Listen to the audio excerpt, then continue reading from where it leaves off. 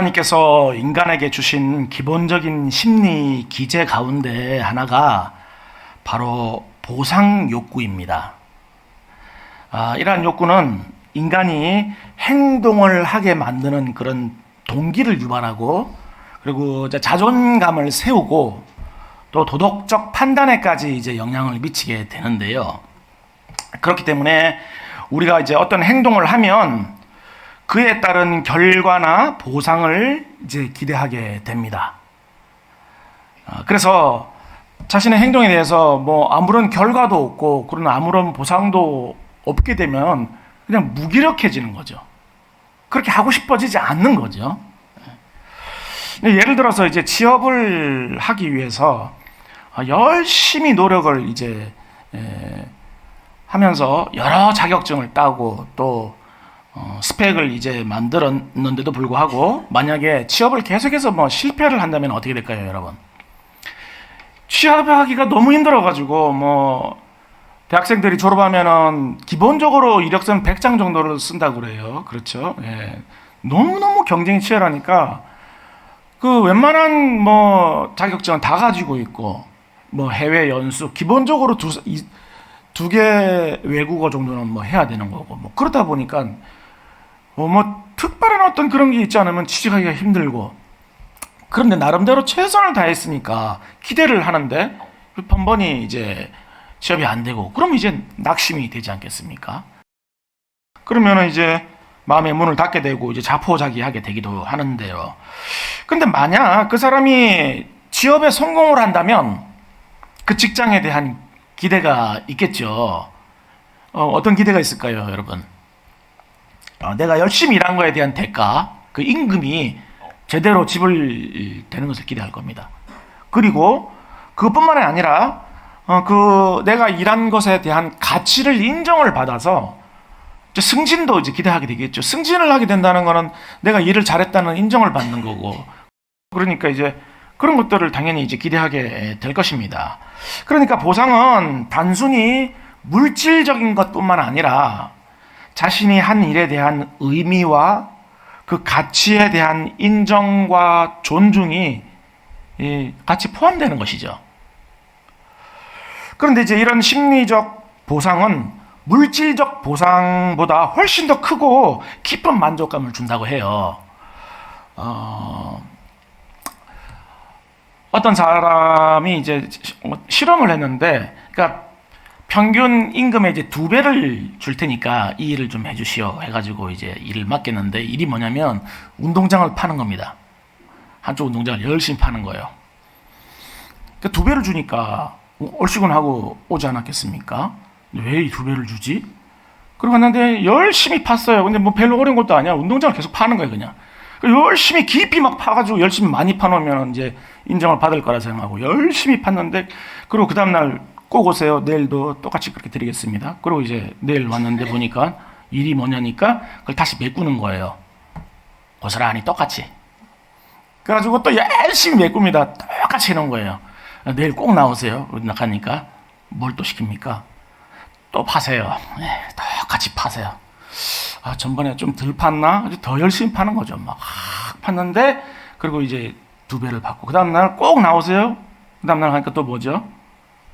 또 메꾸세요. 똑같이 메꾸세요. 3일 하고 나면 어떻게 되겠습니까? 여러분 계속 하시겠습니까? 만약에 여러분이 그 사람이라면? 2배인데. 괜찮아, 나는 아무 상관없어. 난 2배만 주면 돈만 받으면 돼. 그런 분 계십니까? 3일째 되면 어떻게 생각이 되냐면, 누굴 지금 바보로 하나? 그러니까 시쳇말로 뭡니까? 똥개 훈련시키나? 이런 생각이 드는 거예요, 사람은. 아무 의미가 없잖아요. 땅 팠다가, 메꿨다가, 팠다가, 메꿨다가.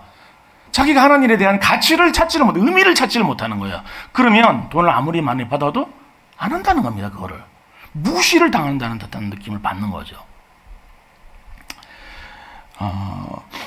그러니까 아무리 돈이 많이 생겨도 자신의 하는 일에 대한 가치를 발견하지 못하고 그것에 대해서 인정을 받지 못한다면 그걸 지속할 수가 없다는 것입니다. 그렇기 때문에 모든 인간은 자신의 행동에 대한 보상으로서 물질적인 것과 아울러서 그 의미와 존중과 인정과 같은 정신적인 것을 같이 기대하게 된다는 거예요. 그런 인정과 존중은 자신의 자존감을 높임과 동시에 사회적 정의와 연결되기도 하는데요. 그러니까 열심히 일한 사람들은 그에 맞는 상응하는 대가가 주어져야 된다는 게 정의지 않습니까? 누구는 열심히 공부해가지고 합격했는데 누구는 누구 아는 사람 통해서 들어오면 그건 옳지 않다라고 판단하지 않겠습니까? 다 이게 그런 생각이 여기서 비롯된 거예요. 그래서 이제 모든 사람들은 공정한 대우를 받으면서 공평한 기회가 이제 주어지는 세상을 이제 기대하게 되고 그런 세상을 만들기 위해서 노력을 이제 하는 것이죠. 그런데 이제 문제는 뭐냐면 많은 사람들이 이러한 인간의 내면적인 가치는 소홀히 하면서 물질적인 보상만을 추구한다는 것입니다. 그러니까 의외로 난 상관없어, 땅 팠다 메꿔도 상관없고 난 두 배만 받으니까 나는 그냥 이렇게 받으면 좋아, 이런 사람들이 의외로 많다는 거예요. 그러니까 물질 만능주의가 이제 팽배하게 되면서 뭐가 어떻게 되든 그냥 성공해서 높아지고 돈만 많이 벌면 된다, 나는 그런 사고가 이제 지배를 하는 세상이라는 겁니다. 이게 지금. 자, 오늘 본문에는 제자들이 예수를 따르는 보상이 무엇입니까? 라고 지금 예수님한테 묻고 있습니다. 제자들도 지금 보상을 지금 기대하고 있는 거예요. 이 질문이 너무나도 중요한 이유는 뭐냐면 우리도 또한 예수님께 나온 이유가 보상을 기대하고 있기 때문이에요. 난 아무 기대도 없고 아무런 보상도 필요 없어요, 그냥 교회 나와요 하시는 분 없잖아요. 다 나름대로의 기대가 있는 거예요. 예. 그 기대와 보상이 보상이라고 하니까 조금 좀 속돼 보여서 보상이라고 기도 안 하고 기도 응답이라고 우리는 표현을 하고, 그렇지만 그런 것들이 다 있는 거죠. 그걸 기도로 표현하고 있지 않습니까? 특별히 이제 제자들이 이제 예수님에게 이렇게 보상에 대해서 당당하게 질문을 하고 있는 이유가 있는데요. 우리가 지난 시간에 보았지만 예수님이 부자 청년에게 가지고 있는 모든 소유를 팔고 나를 따르라고 이제 하셨을 때 부자 청년이 그걸 거부하고 돌아가는 것을 보았기 때문입니다. 근데 자기들은 어떻게 했죠? 부자 청년에게는 네 소유를 다 팔아서 다른 사람한테 나눠주고 가난한 자를 나눠주고 나를 따르라고 했는데 부자 청년은 그러지 않고 그걸 거부하고 돌아갔지 않습니까? 그런데 제자들은 어떻게 했습니까? 자기 소유를 다 버리고 예수를 따랐잖아요. 그러니까 지금 예수님, 저희들은 지금 다 우리 소유를 다 버리고 따랐지 않습니까? 그러면 저희들한테는 보상이 마땅히 있지 않겠습니까? 저희들의 보상이 뭡니까 그러면? 지금 이렇게 지금 질문을 하고 있는 겁니다 지금. 그런데 제자들이 보상으로 기대를 하고 있는 것이 무엇인지를 이제 우리가 짐작해 볼 수 있는 대목이 이제 있는데요. 마태복음 19장 오늘 본문 25절 말씀입니다. 부자 청년이 영생을 얻지 못하고 돌아가는 모습을 보고 매우 놀랐다는 거예요. 그러니까 제자들이 듣고 몹시 놀라. 그렇다면 누가 구원을 얻을 수 있습니까? 지금 이렇게 얘기를 했는데요. 그러니까 제자들이 이렇게 당황한 것은 부자 청년의 삶이 자기들이 기대하는 보상이었던 거예요. 그러니까 부자 청년이 롤 모델이었던 거예요. 지금 제자들의 높은 관원이었죠. 부자죠. 그러니까 지금 다 가지고 있잖아요. 부와 명성하고 권력 다 가지고 있잖아요. 근데 신앙까지 있으니까 이 제자들이 롤 모델인 거예요. 지금 청년이. 근데 그 롤 모델이 이게 지금 우리가 바라는 바다. 이런 사람이 되기 위해서 예수를 따르는 거 아니냐? 근데 결정적으로 너는 영생이 없어. 뭐야? 깜짝 놀란 거죠 지금. 다 이렇게 되려고 그걸 원하고 있었는데. 제자들은 우리가 아는 바와 같이 뭐를 기대하고 있었습니까? 예수님이 이스라엘 왕이 됐을 때 오른팔 왼팔에 앉기를, 그런 걸 기대하고 있었잖아요 지금. 이 청년이 관원인 것처럼 한마디로 부와 명예와 권세를 한 손에 거머쥐는 그런 꿈을 이제 꾸고 있었던 겁니다. 제자들은. 그렇게 제자들은 세상적으로 성공을 해서 높은 자리에 앉고 더불어 천국에까지 들어가는 것을 보상으로 이제 기대했던 것인데요. 그런데 그런 자신의 롤 모델이 천국에 못 간다고 하니까 깜짝 놀라가지고 어떻게 된 거지? 그럼 우리도 못 가는 건가? 좀 이렇게 된 겁니다. 그러니까 제자들이 보상은 뭡니까? 기대한 거는 세상 오른손에는 세상, 왼손에는 천국, 영생. 그걸 둘 다 기대한 거예요, 지금. 근데 예수님이 둘 다는 안 된다. 하나만 택해라. 이렇게 말씀하시니까 지금 이제 이거보다 곤혹스러운 상황이 없는 거죠. 제자들의 이러한 모습은 정확히 우리의 모습입니다. 예. 우리도 또한 세상을 가지기 원하고 이 땅의 것들을 원하고 천국도 원하잖아요. 둘 중에 하나만 원하는 분은 안 계시죠? 예, 둘 다 원하시죠? 예, 둘 다 원합니다. 우리 다. 예. 아멘까지 하실 필요는 없고요. 전도사님. 우리 둘 다 원하죠. 예. 근데 그 사실 솔직히 솔직한 우리 마음이에요. 예, 우리는 아멘만 못했을 뿐이지. 예. 그래서 우리도 또한 세상에서 성공하고 높아지고 뭐 부자가 되는 것과 동시에 좋은 신앙을 가지길 원해요. 우리는. 예. 근데 이제 제자들이 여기서 오해를 한 것이 무엇입니까? 그러니까 자신의 소유만 내어놓으면 천국을 소유할 수 있다고 잘못 생각한 거예요. 그러니까 천국을 내가 가진 걸로 내 공로로 살 수 있다고 착각을 한 거죠, 지금. 그러나 예수님이 조자 청년에게 모든 소유를 팔아서 가난한 사람에게 나누어 주어라고 하신 의미는 이제 그게 아닌 거죠. 그러니까 소유는 그 부자 청년에게 있어서 뭡니까? 자기 전부죠. 예, 자기 생명과 같은 거죠. 그러니까 이제 못 내놓은 건데, 그것을 내놓으라는 것은 곧 네 인생의 주인이 하나님이 되셔야 된다. 그 의미인 것입니다. 그러니까 각자에게 가장 중요한 것이 있지 않겠습니까? 여러분들은 뭡니까? 그걸 내놓으라는 의미는 네 인생의 주인은 하나님이 되셔야 된다는 걸 의미하는 거예요. 네 삶의 소유권을 하나님께 넘겨야 된다는 의미인 거죠. 지금 이 말씀의 의미는. 자신의 생각, 의지, 주장을 다 쳐서 하나님의 뜻에 복종시키고 그렇게 하나님의 뜻에 순종해야 된다라는 걸 지금 예수님 말씀하셨는데, 그 말씀을 의미를 이해를 못하고 내가 가진 거 다 내놓으면은 나는 이제 영생을 받았구나. 그래서 이제 베드로하고 제자들이 뭐 버려서 그물 버리고 배 이제 다 부서져가는 배. 그나마 그것도 자기들한테는 전부였습니다. 그거 이제 내놓았다고. 그러니까 이제 우린 영생 소유하지 않겠습니까? 주셔야 되지 않겠습니까? 이제 그 얘기를 하는 거죠. 부자 청년은 자기 걸 못 내놨으니까 영생을 못 받았다면 우리는 다 내놨으니까 자꾸 큰 걸 따지지 마시고 영생 주셔야 되지 않겠습니까? 지금 그 얘기를 하고 있는 겁니다, 지금.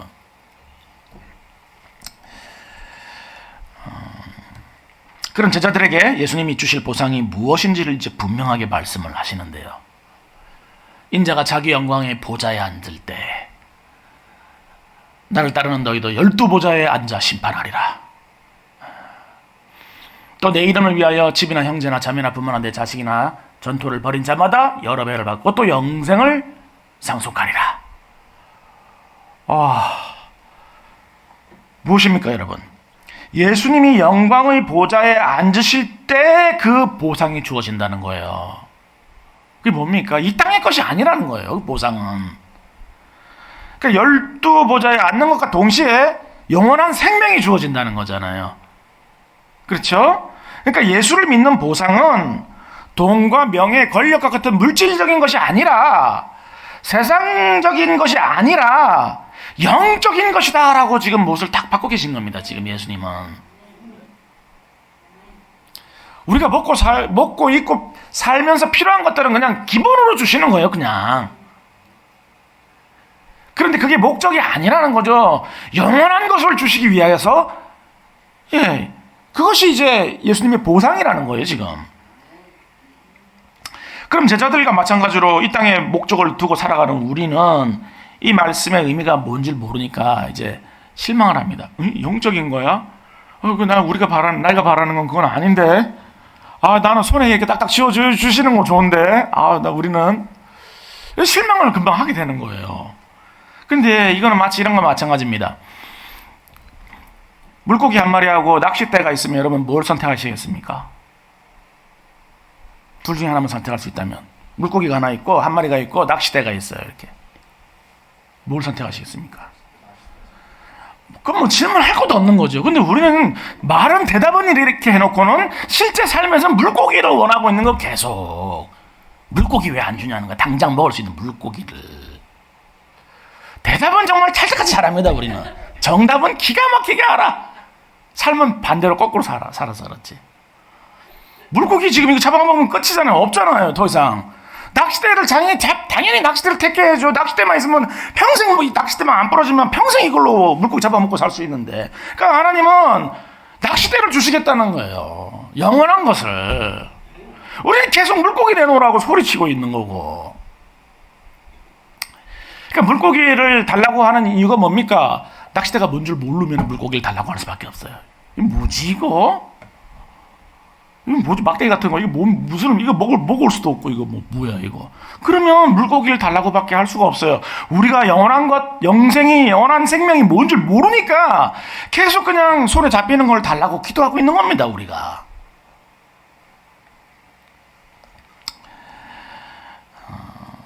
그렇게 영생을 주시겠다는 의미는 잠시 있다 사라질 것들이 아니라 영원한 것으로 보상을 해 주시겠다는 의미예요.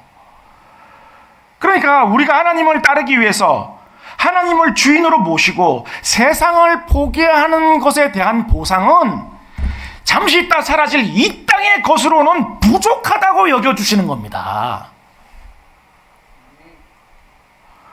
그것에 대한 그 가치가 영원하다고 여겨주셔서 결코 썩고 사라질 것이 아닌 영원한 것으로 내가 보상해 줄게. 지금 그 말씀을 하시는 거예요.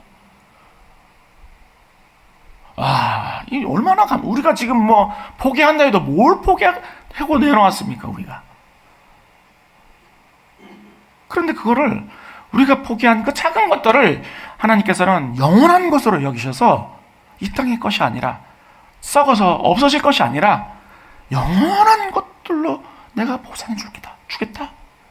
지금 그 얘기를 하시는 거예요. 그렇기 때문에 이러한 하나님의 약속을 이제 성취하기 위해서는 우리가 이 세상에 대해서 죽고 하나님에 대해서 사는 싸움을 이제 싸워 나가야 합니다.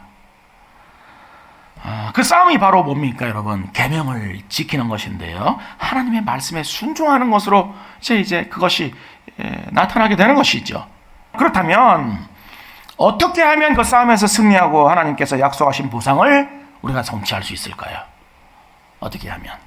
그 싸움에서 승리하기 위한 방법을 이제 성경에서 이제 가르치고 있는데요. 에베소서 5장 말씀입니다. 그러므로 어리석은 자가 되지 말고 오직 주의 뜻이 무엇인가 이해하라. 술 취하지 말라. 이는 방탕한 것이니 오직 성령으로 충만함을 받으라.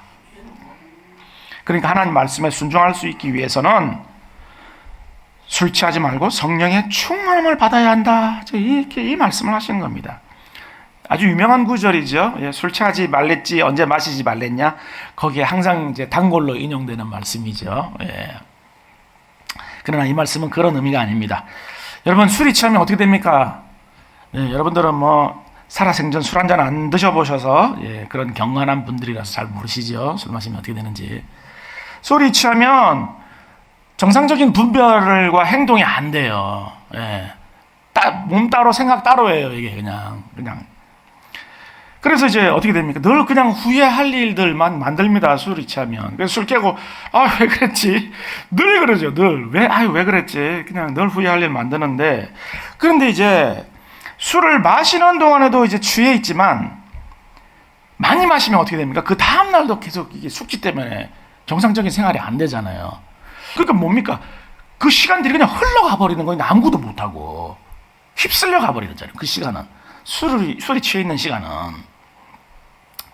그 다른 사람들은 뭐 잠자는 시간 뭐 몇 년 반은 잠자는 시간으로 지나가고 또 뭐 반은 뭐 이렇게 해서 인생에 몇 년 안 남았다고 제가 한번 언젠가 말씀드린 것 같은데, 술 드시는 분들은 술 취해서 있는 시간까지 합치면 정말 몇 년 안 돼요, 인생이. 그렇죠. 그러니까 뭐냐면 술을 취해 있는 시간이 그냥 흘러버려 가는 시간이 이제 되는 것처럼 우리의 삶이 세상의 시대 정신에 휩쓸려서 떠내려가는 것을 의미를 하고 있는 겁니다. 지금 술 취하지 말라는 의미는. 그러니까 세상의 가치관과 그 시대 정신에 휩쓸려서 세속화되어서 그냥 세상에 휩쓸려 가는 것을 의미하는 거예요. 술 취하지 말라는 그런 거는. 그러니까 세속화되면 안 된다. 지금 그 말씀을 하시는 거예요. 지금이. 그러기 위해서는 세상과 구별된 사람, 하나님의 사람으로 거룩한 삶을 살기 위해서는 성령 충만함을 받아야 된다. 지금 그 의미인 거예요. 이 말씀의 의미는. 그렇게 우리 안에 내주하시는 성령께서 충만하게 임하시게 되면 그럴 때 이제 우리는 세상과 구별되는 삶, 거룩한 삶을 이제 살게 되면서 하나님 말씀에 이제 순종할 수 있게 된다는 것인데요. 그렇게 성령의 충만함을 받으면 이제 어떤 변화가 나타나냐면 인간관계가 이제 변하기 시작합니다. 예. 그것이 이제 부부 관계로 또 부모와 자식 관계로 또 이제 종과 상전 뭐 직장에서 직장 상사와 뭐 이렇게 관계로 이제 이렇게 나타나게 되는데요. 특별히 오늘은 이제 어버이 줄이니까 부모와 자식 관계에 대해서 좀 얘기 보려고 합니다. 세상의 모든 인간관계 가운데 가장 불공평한 관계가 부모와 자식 간의 관계예요. 일방적이에요. 일방적. 그렇죠. 예. 부모는 늘 손해보고 희생하는데 부모는 그게 손해라고 희생이라고 생각하지 않아요. 근데 이 자식들은 부모가 늘 그렇게 손해보고 희생하는데 그거를 당연하다고 생각해요. 또 뻔뻔하게. 정말 희한하죠. 너무 불공평한 관계예요. 그래서 자식을 대하는 부모의 기본적인 마음은 자식이 잘 될 수만 있으면 나는 망해도 좋다. 그게 부모의 기본적인 마음입니다. 부모의 마음이죠, 그게. 그렇게 이제 부모는 자식에게 자신의 모든 것을 내어주는 것을 아까워하지 않고 철없는 자식은 그걸 뭐 또 당연하게 여기고 그냥 그렇게 살아가는데요. 그것을 잘 보여주는 이제 유명한 엄마의 청구서가 있습니다. 한 아이가 이제 엄마한테 청구서를 냈다는 거죠. 용돈 청구서 몇 월 며칠 딱 용돈 청구서 딱 써가지고 1. 방 청소값 2,000원, 설거지값 1,000원, 쓰레기 버린값 500원, 혼자 숙제한 값 1,500원, 동생 봐준값 5,000원. 동생 봐준 게 제일 힘든 거예요 지금. 예, 5,000원 힘들어요 동생 봐주는 건. 총 10,000원 몇 월 며칠 요구함 딱 엄마한테 낸 거예요. 이제 그걸 이제 엄마가 보고 그 청구서를 딱 보고 아이고야. 그리고 이제 엄마가 청구서를 씁니다. 딱 쓰는데 10달 동안 뱃속에 품고 키워낸 값 무료. 태어난 후 몇 년 동안 밤잠 못 자고 젖 먹인 값 무료. 아플 때 수많은 날들 밤새도록 간호하고 약 먹이고 한 값 무료. 네가 울 때 같이 울고 웃을 때 같이 웃으면서 늘 네 편이 되어준 값 무료. 지금까지 너를 먹이고 입히고 가르친 값 모두 무료. 지금까지 너를 위해 하나님께 드린 수만 번의 눈물의 기도 무료. 총 학계 엄마의 사랑으로 모두 지불됨. 네, 그 말을 들은 아이가 자기 청구서에 지불 완료. 엄마 사랑해요. 이제 이렇게 써가지고 보냈다는 거예요. 그렇다 보니 부모는 자식이 어떤 경우에 처해도 그 자식을 비난하지 않습니다. 부모는 항상 그 편이죠. 부모 자식의 편이죠. 그리고 포기하지 않아요. 부모는. 대신 내가 죽어줄 수 있다면 그 부모 마음이 그렇잖아요. 그러니까 자식을 키워서 무슨 뭐 보상을 받겠다거나 뭐 이런 일들은 부모로서는 상상도 못하는 거죠. 예. 그게 이제 자식을 대하는 부모의 이제 기본적인 마음인데요.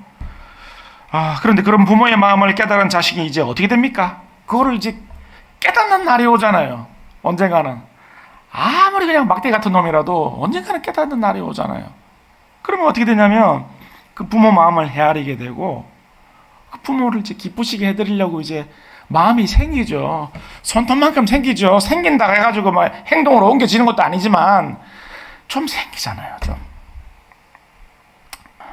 인내하고 포기하지 않는 그 사랑이 망나니 같은 자식도 변화시키는 것입니다.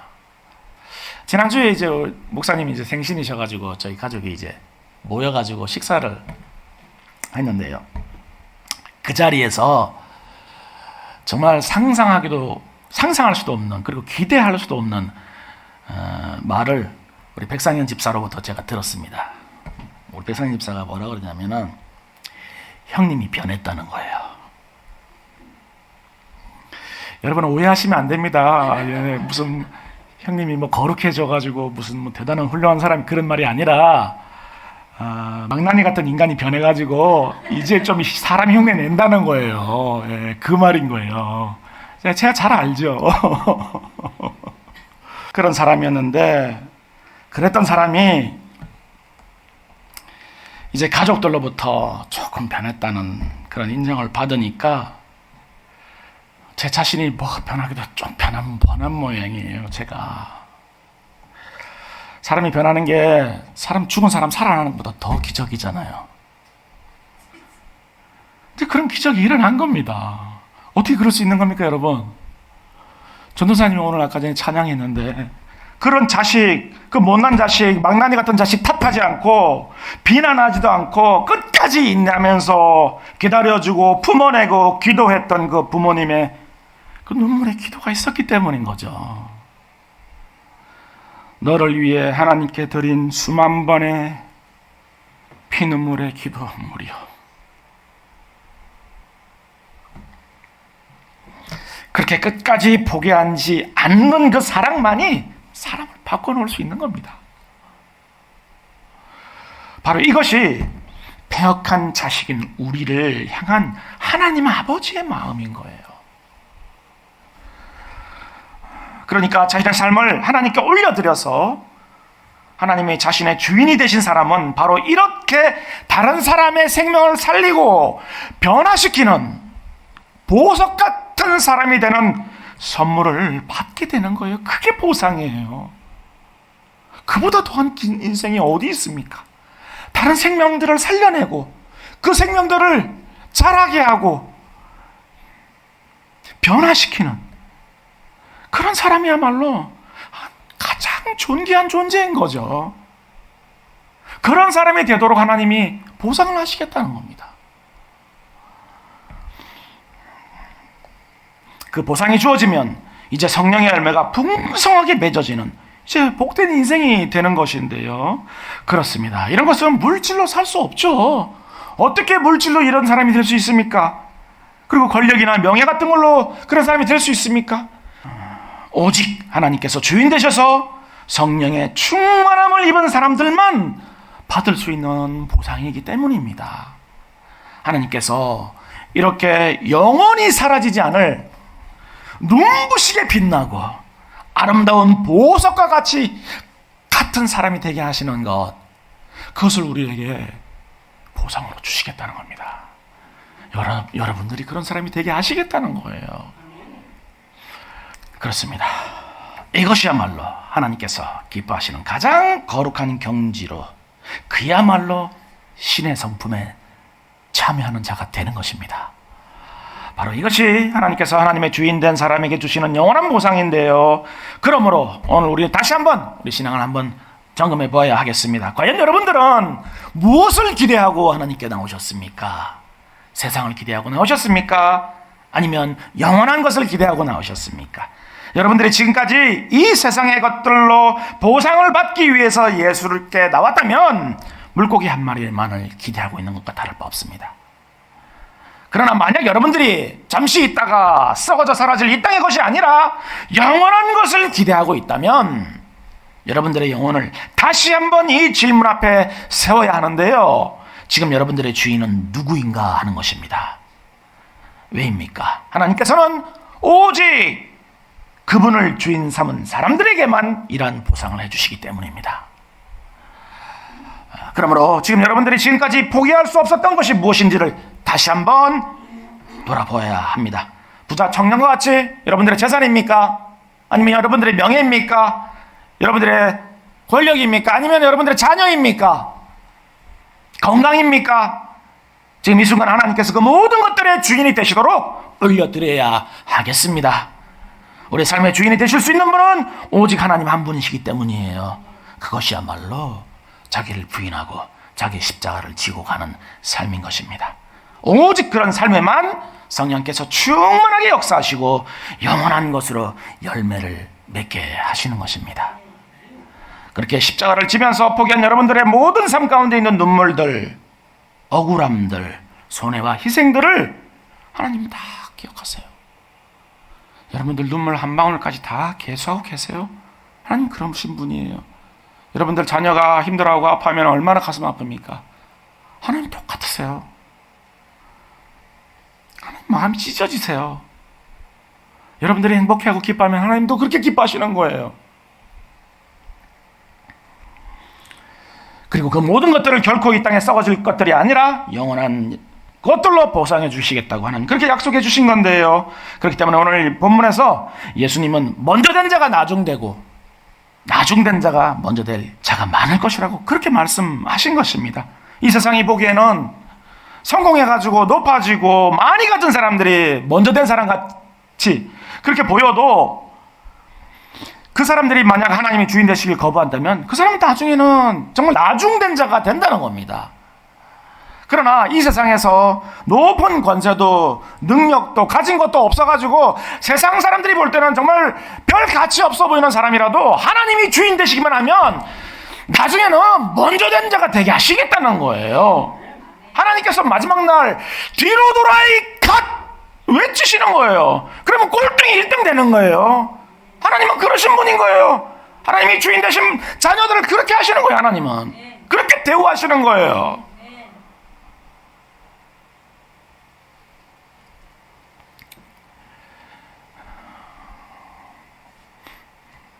바로 그때 이 세상에서 가장 미약하고 보잘것없었던 그 인생이, 정말 쓸모없어 보이는 인생이 하나님 나라의 가장 존귀한 존재로 여김을 받고 그 나라를 상속받게 될 것입니다. 하나님이 주인 되신 사람, 그 사람이에요.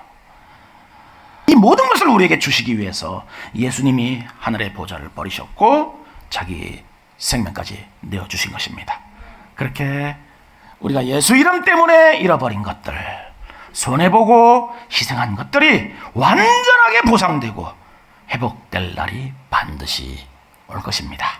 이 시간 예수님이 보좌에 앉으실 때 함께 12보좌에 앉아서 이스라엘 12지파를 다스리는 여러분 모두가 될 수 있기를 주님의 이름으로 간절히 축원하겠습니다.